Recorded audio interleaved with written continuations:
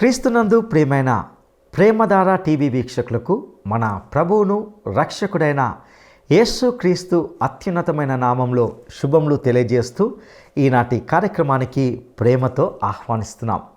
నేటి మన ధ్యాన భాగంగా యోహాను సువార్త 12వ అధ్యాయము 26 నుండి 50 వరకు ధ్యానించుకోబోతున్నాం.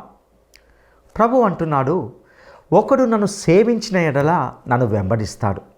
అప్పుడు నేను ఎక్కడ ఉంటే ఆ సేవకుడు కూడా అక్కడ ఉంటాడు.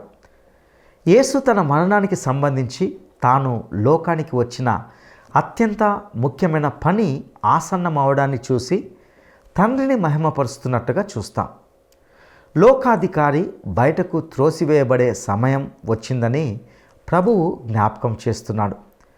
ప్రభువు శిలువ మరణం సమీపిస్తున్న కొలది తన చుట్టూ ఉన్న వారిని అప్రమత్తం చేస్తూ ఉన్నప్పటికీ వారిలో అనేకులు ఆయన్ని విశ్వసించకుండానే ఉన్నట్లుగా చూస్తాం. వారి హృదయాలు ఎంత కఠినమో ప్రవక్త అయిన యెషయా ప్రవచించిన ప్రవచన భాగాలను ఇందులో గమనిస్తాం. కొందరు అధికారులు, పెద్దలు ఆయన్ని విశ్వసించినప్పటికీ సమాజానికి భయపడి బయటకు ఒప్పుకోలేదు. ప్రభువు అంత్యదినమందు జరిగే తీర్పుకు సంబంధించిన అనేక విషయాలను ఇందులో ప్రస్తావించినట్లుగా మనం చూస్తాం. ఇక మరిన్ని విషయాలను తెలుసుకొనడానికి ఈ సందేశాన్ని మనం విందామా? ఈరోజు మన పాఠం యోహాను సువార్త 12వ అధ్యాయం 26 నుండి 50వ వచనం వరకు. సావధానంగా వినండి. యేసు ప్రభు అన్నాడు, ఒకడు నన్ను సేవించిన ఎడల నన్ను వెంబడించాలి. అప్పుడు నేను ఎక్కడ ఉంటానో అక్కడే నా సేవకుడు ఉంటాడు. ఒకడు నన్ను సేవించిన ఎడల నా తండ్రి అతణ్ణి ఘనపరుస్తాడు. ఇప్పుడు నా ప్రాణము కలవరపడుతున్నది. నేనేమంటాను? తండ్రి, ఈ ఘడియ తటస్థించకుండా నన్ను తప్పించు. అయినా ఇందుకోసరమే నేను ఈ ఘడియకు వచ్చాను. తండ్రి, నీ నామమును మహిమపరచు. అంతటా ఒక శబ్దము ఆకాశము నుండి వచ్చింది. కాబట్టి అక్కడ నిల్చుండి ఉన్న జనసమూహము ఊరిమింది అన్నారు. మరికొందరు దేవదూత ఒకడు ఆయనతో మాట్లాడాడు అన్నారు. అందుకు యేసు అన్నాడు, ఈ శబ్దము నా కొరకు రాలేదు, మీ కొరకే వచ్చింది. ఇప్పుడు లోకానికి తీర్పు జరుగుతున్నది. ఇప్పుడు లోకాధికారి బయటికి తోసివేయబడతాడు. నేను భూమి మీద నుండి పైకి ఎత్తబడిన ఎడల అందరినీ నా వద్దకు ఆకర్షించుకుంటాను. తాను ఏ విధముగా మరణము పొందవలసి ఉందో సూచిస్తూ ఆయన ఈ మాట చెప్పాడు. జనసమూహము ఆయనను అడిగారు, క్రీస్తు ఎల్లప్పుడూ ఉంటాడని ధర్మశాస్త్రము చెప్పడము విన్నాము. మనుష్య కుమారుడు పైకెత్తబడాలని నీవు చెబుతున్న సంగతి ఏమిటి? అందుకు యేసు వారితో అన్నాడు, ఇంక కొంతకాలము వెలుగు మీ మధ్య ఉంటుంది. చీకటి మిమ్మును కమ్ముకోకుండా ఉండేటట్లు మీకు వెలుగు ఉండగానే నడవండి. చీకటిలో నడిచేవాడు తాను ఎక్కడికి పోతున్నాడో ఎరుగడు. మీరు వెలుగు సంబంధులగునట్లు మీకు వెలుగు ఉండగానే వెలుగునందు విశ్వాసముంచండి. ప్రియ సోదరీ సోదరులారా, వింటున్నారా? యేసుక్రీస్తు శిలువకు శ్రమకు అవినాభావ సంబంధమున్నది.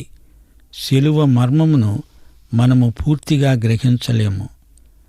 ఆయనను శ్రమ పెట్టింది నరమాత్రులే కాదు, అంతకు మించిన వాస్తవం ఒకటున్నది. నీ పాపము నా పాపము ఆయన మీద మోపబడినాయి.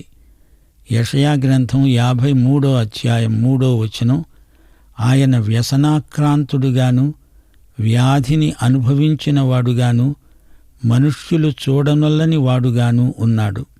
శిలువ మీద ఆయన లోకపాపమంతటినీ భరించాడు. అది ఆయన పాపం కాదు, ఆయన పాపరహితుడు. యెషయా 53వ అధ్యాయం 4వ వచనం, నిశ్చయముగా ఆయన మన రోగాలను భరించాడు, మన వ్యసనాలను వహించాడు. ఆయన మన కోసమై పాపముగా చేయబడ్డాడు. యెషయా 53వ అధ్యాయం 10వ వచనం, ఆయనను నలగొట్టడానికి యెహోవాకు ఇష్టమైంది. ఆయన అతనికి వ్యాధి కలుగచేశాడు. ఆయన తనను తానే అపరాధ పరిహారార్థ బలిగా చేసుకున్నాడు. ఆయన పరిశుద్ధుడు, నిష్కళంకుడు, పాపుల నుండి ప్రత్యేకమైనవాడు. అయినా ఆయన నీ కొరకు, నా కొరకు పాపముగా చేయబడ్డాడు. ఆయన అనుభవించిన శ్రమ ఊహాతీతమైనది. ఆయన మరణాంధకారపు లోయలో గుండా పయనించాడు. తప్పిపోయిన గొర్రెలను వెదకి రక్షించడానికి ఆయన చెల్లించిన వెల ఎంతో గొప్పది.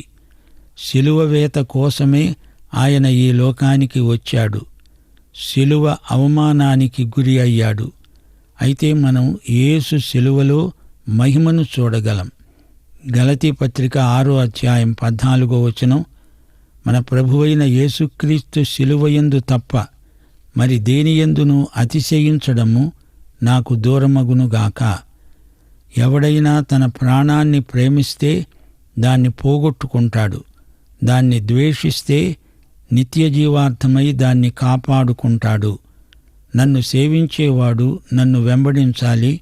విశ్వాసి జీవిత విధానాన్ని బట్టి అతడు ఎక్కడికి వెడుతున్నాడో చెప్పవచ్చు. రక్షించబడాలంటే విశ్వాసం తప్పనిసరి. అపొస్తలుల కార్యములు 16వ అధ్యాయం 31వ వచనం, ప్రభువైన యేసునందు విశ్వాసముంచు, అప్పుడు నీవు నీ ఇంటివారు రక్షించబడతారు. యేసును పూర్తిగా నమ్మిన వ్యక్తి జీవితమంతా పూర్తిగా మారిపోతుంది. అలా మార్పు రాకపోతే యేసును గాఢంగా నమ్మినట్లు కాదు. తన ప్రాణాన్ని, తన సుఖాన్ని, తన బాగోగులను మాత్రమే మనస్కరించేవాడు యేసు రాకడను నమ్మినవాడు కాడు. అతనికి తీరని నష్టం కలుగుతుంది. ప్రభు అన్నాడు, నేను ఉన్న చోటనే నా సేవకుడు ఉంటాడు. నా సేవకుణ్ణి తండ్రి ఘనపరుస్తాడు. ప్రభువు ఉన్న చోట మనముంటాము. తన కుమారునితో సమానంగా దేవుడు మనలను ఘనపరుస్తాడు. ఆయన ఉన్న చోట మనము ఉండాలి గాని నీవున్న చోట ఆయన ఉంటాడనుకోవద్దు. శ్రోతలు వింటున్నారా? మన రక్షణ చౌకబారుది అనుకుంటున్నారా? కాదు. నీ రక్షణకు ఆయన ఎంతో ఎక్కువ మూల్యం చెల్లించాల్సి వచ్చింది. శిలువ మరణమే నీ రక్షణ వెల. తండ్రి తన నామమును క్రీస్తు శిలువయందు ఎంతో మహిమపరుచుకున్నాడు. యేసు ఎల్లప్పుడూ తన తండ్రి మహిమనే వెతికాడు. యేసు ప్రార్థన ఇదే, తండ్రి, ఈ శ్రమలో, ఈ బాధలో నిన్ను నీవు మహిమపరచుకో. ఇదే ప్రార్థన పరిశుద్ధాత్మ మనకు నేర్పుతున్నాడు. పరలోకం మౌనంగా ఉండలేకపోయింది. పరలోకము నుండి స్వరం వినిపించింది. దేవుడు మాట్లాడాడు. 3 సందర్భాలలో దేవుడు పరలోకం నుంచి మాట్లాడాడు. యేసుక్రీస్తు యొక్క సేవారంభంలో ఒకసారి, సేవాకాలం మధ్యలో ఒకసారి, 3వసారి సేవ ముగింపు సమయంలో. ఆయన బాప్తిస్మం సమయంలో దేవుడు పరలోకం నుంచి మాట్లాడాడు. ఇడుగో నా ప్రియకుమారుడు, ఈయన యందు నేను ఆనందిస్తున్నాను. అప్పుడు బాప్తిస్మమందు యేసు తనను తాను పాప మానవతతో సంయుక్తపరచుకున్న సందర్భం. 2వసారి యేసు రూపాంతర సన్నివేశంలో దేవుడు పైనుండి మాట్లాడాడు. ఏలియా, మోషే, యేసు ప్రభువు ముగ్గురు యేసు శిలువ మర్మాన్ని చర్చించుకుంటున్నారు. లూకాసు వార్త 9వ అధ్యాయం 30-31 వచనాలు. ఇప్పుడు 3వసారి యేసు సేవ ముగింపులో తండ్రి అంటున్నాడు, నా నామమును మహిమపరిచాను, మరల మహిమపరుస్తాను. యేసు శిలువ వేత సమయం. తండ్రి తన నామమును ఘనపరుచుకున్నాడు. ఇది ఆయన ఘడియ, ఆయన సమయం. అది రానే వచ్చింది. దేవదూత మాట్లాడిన స్వరము కాదది, ఉరుము కాదు. దేవుని దూతగా పాత నిబంధనలో యేసే వచ్చాడు. కాని ఈయన దూతల కంటే శ్రేష్ఠుడు. ప్రభువైన యేసుక్రీస్తు. ఆకాశము నుండి ఏదో సందేశం వచ్చింది అని వారందరూ గుర్తించారు. ఏదీ అర్థం కాని వారికి అది ఉరుములాగా వినిపించింది. దేవుని ఆత్మ గలవారికి అది స్వరం, లేనివారికి అది ఏదో శబ్దం. దేవుని వాక్యం అంటోంది, యేసు జన్మ అద్భుతం, ఆయన జీవితం ఒక గోధుమ గింజ. యేసు పునరుత్థానం భౌతికంగా ఆధ్యాత్మికంగా వాస్తవం. ఆయన శరీరం అక్షరాలా లేపబడింది. దేవుని వాక్యాన్ని గ్రహించాలంటే దేవుని ఆత్మ కనువిప్పు కలిగించాలి. లోకానికి తీర్పు వచ్చింది.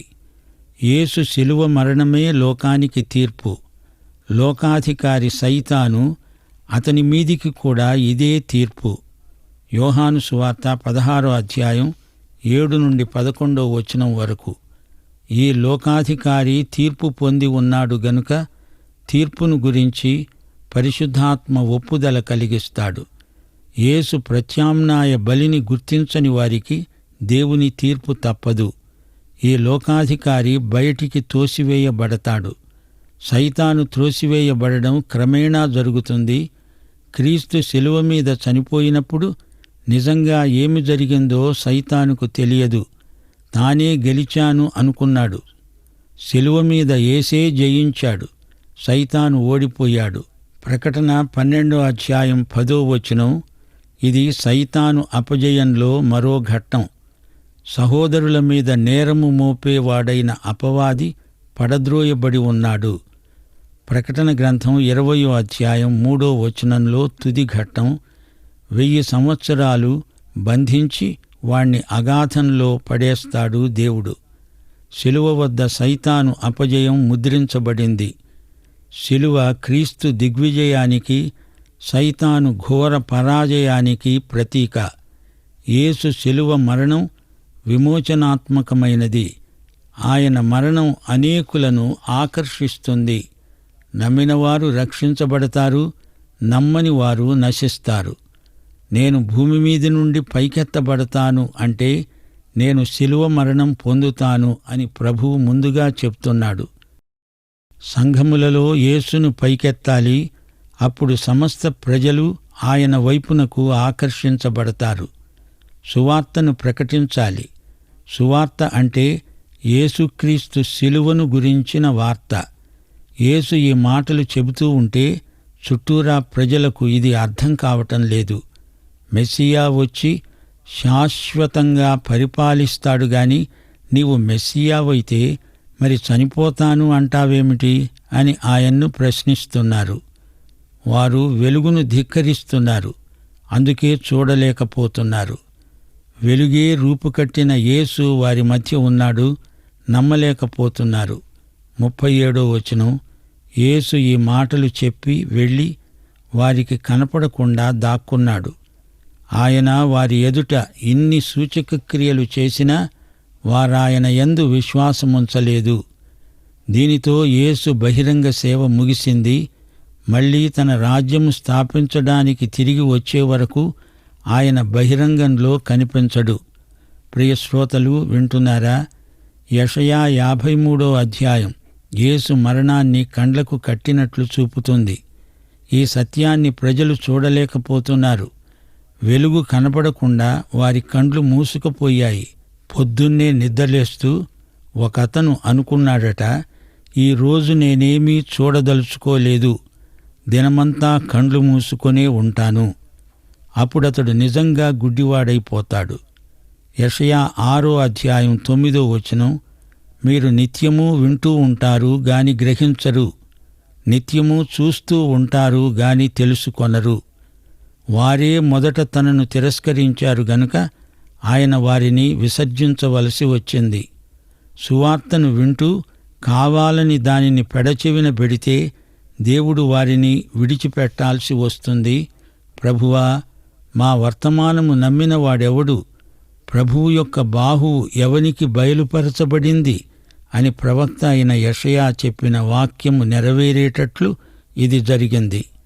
ఇందుచేత వారు నమ్మలేకపోయారు.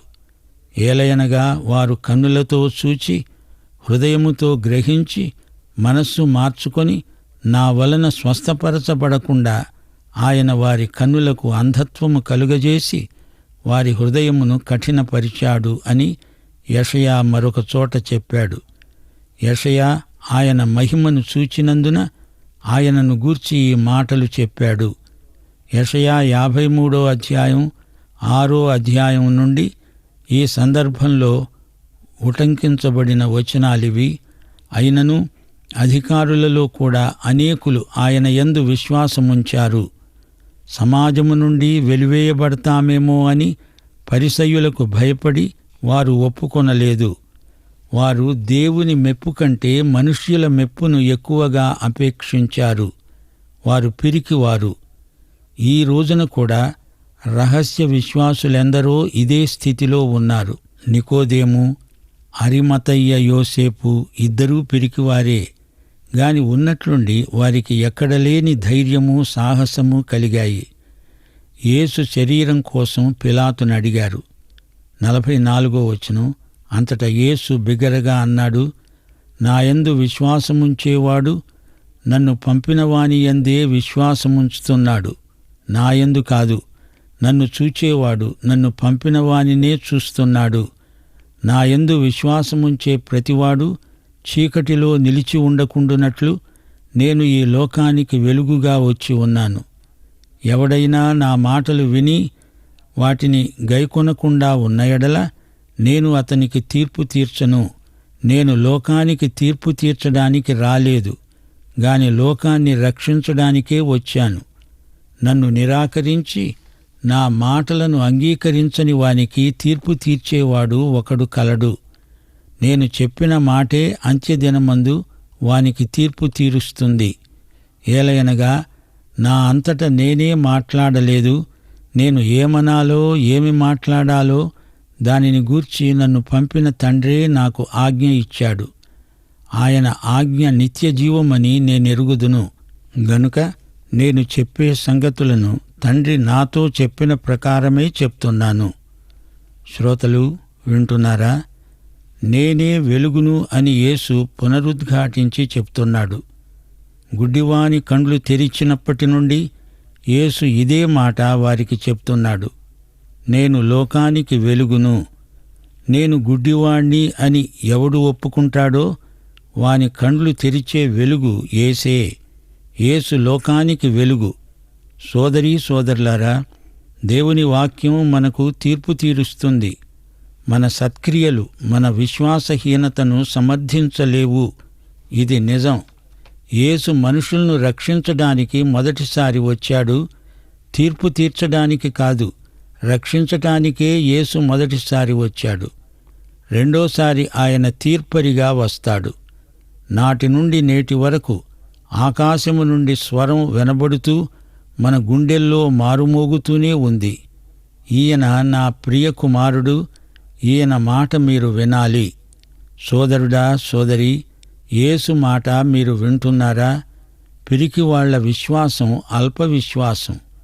దేవుని మెప్పు మనకు కావాలి, మనుషుల మెప్పు కాదు. అధికారులలో అనేకులు విశ్వాసముంచారు గాని తమ విశ్వాసాన్ని రహస్యంగా ఉంచారు.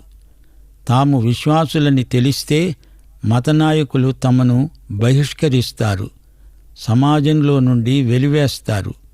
తాము రహస్య విశ్వాసులుగా ఉండిపోదామనుకున్నారు. రహస్య విశ్వాసమనేది ఎక్కడా ఉండదు.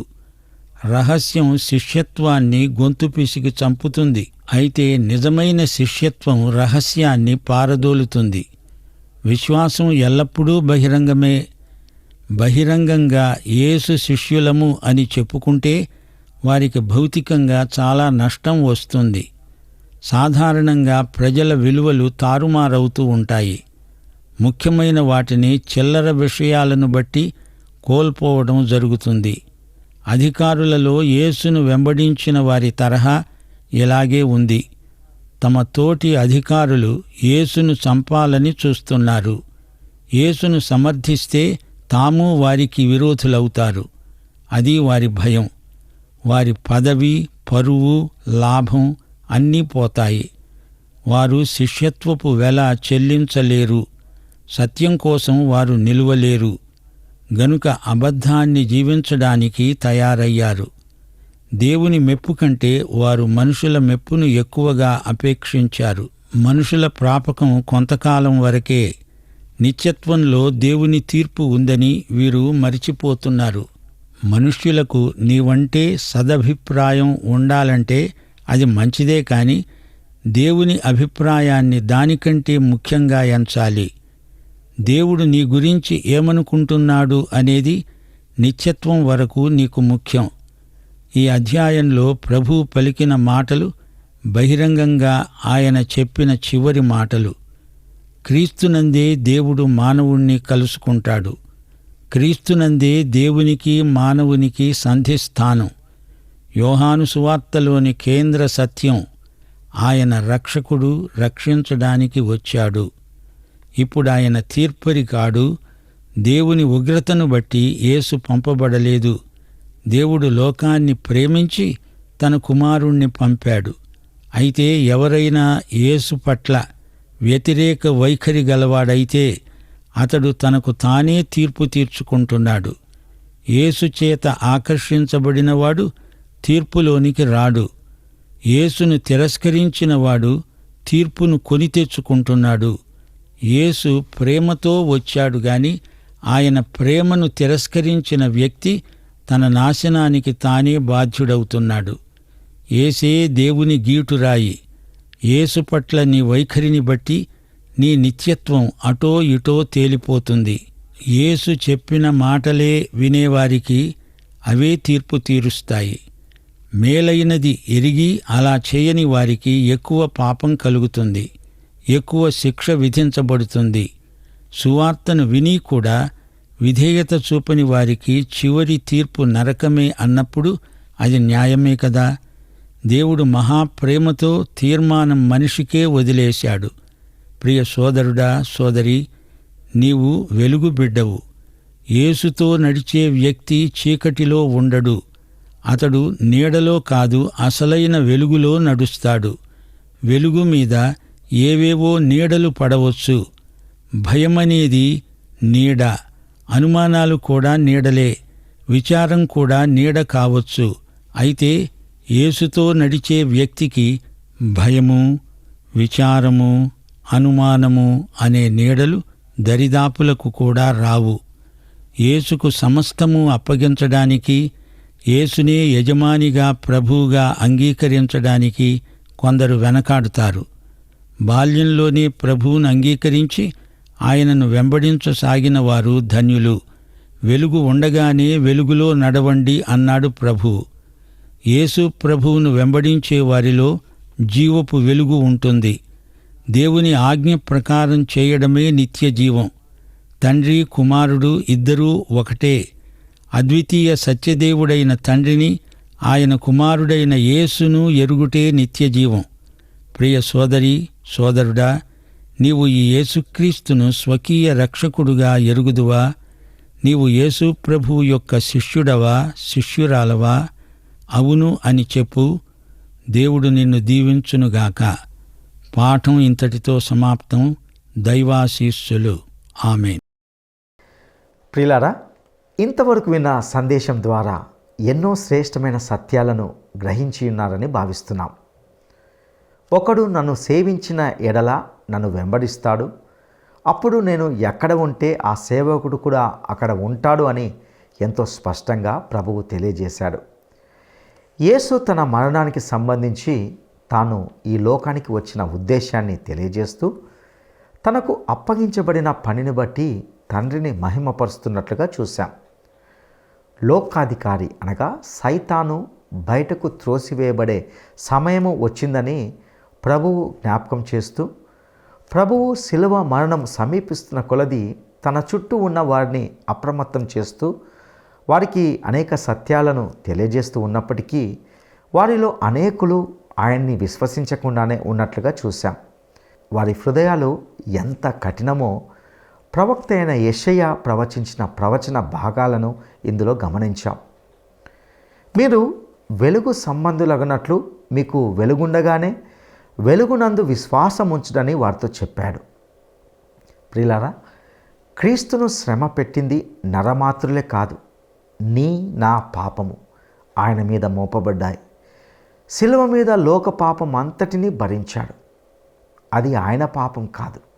ఆయన పాపరహితుడు, ఆయన పరిశుద్ధుడు, నిష్కలంకుడు, పాపుల నుండి ప్రత్యేకమైనవాడు. అయినప్పటికీ ఆయన నీ కొరకు నా కొరకు పాపంగా చేయబడ్డాడు.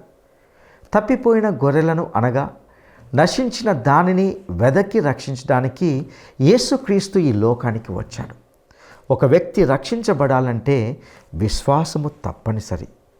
యేసును పూర్తిగా నమ్మిన వ్యక్తి జీవితమంతయు పూర్తిగా మారిపోతుంది. సిలువ యేసు దిగ్విజయానికి, సైతాను పరాజయానికి ప్రతీక. యేసు సిలువ మరణం విమోచనాత్మకమైనది. ఆయన మరణం అనేకులను ఆకర్షిస్తుంది. నమ్మిన వారు రక్షించబడతారు, నమ్మని వారు నశిస్తారు. కాబట్టి ఈ ఆహ్వానాన్ని స్వీకరించి ఆయన ఆశీర్వాదాన్ని మీ స్వంతం చేసుకోనండి. అట్టి కృప దేవుడు మీకు దయచేయనుగాక. దైవాశీస్సులు.